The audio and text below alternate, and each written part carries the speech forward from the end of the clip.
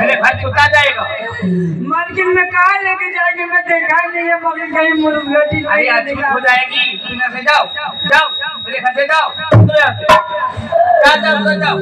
ऐसे का मत करो मालकिन, हमको मदद कर दीजिए मालकिन। अरे मैं तुम्हें कुछ मदद करने वाली नहीं हूँ, समझी, और यहाँ रखना भी नहीं, निकलो यहाँ से, मेरे घर छुटा जाएगा। नहीं रखूंगे नहीं, कुछ नहीं मिलेगा, जाओ जाओ।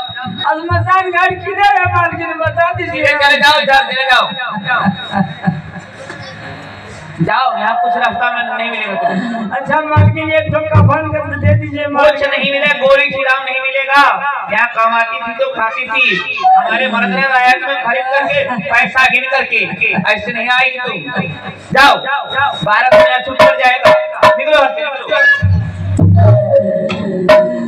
अरे नवरे महीना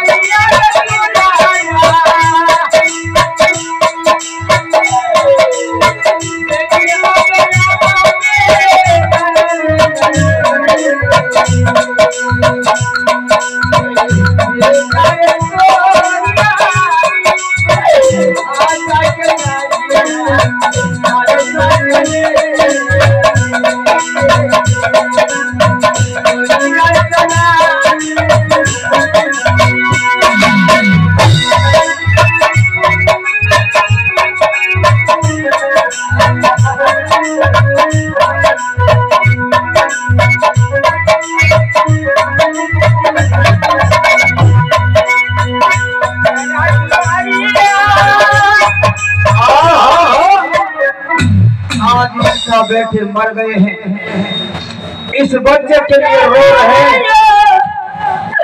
जिन माँ बहनों को अगर दिल में दया हो तो उस बच्चे के लिए कुछ दान कर सकते हैं। कहते हैं कि दान ही धर्म है, दान ही धर्म है। कि तुलसी पक्षी के पिए घटे ना सरिता नीर, तुलसी पक्षी के पिए घटे ना सरिता नीर, और दान दिए धन ना घटे जो सहाय रघुवीर। अगर कुएं से एक लोटा पानी बराबर निकलता रहे तो वह कुआं का पानी कभी गंदा नहीं होता। और जिस कुएं में पानी जमा हो जाते हैं, एक भी दिन वह पानी नहीं निकलता है कुएं से, तो वह कुआं में क्या होगा, कीड़ा फट जाते हैं। इसलिए दान बहुत महत्वपूर्ण चीज है। आज ये बच्चे को ले जा है शमशान की ओर।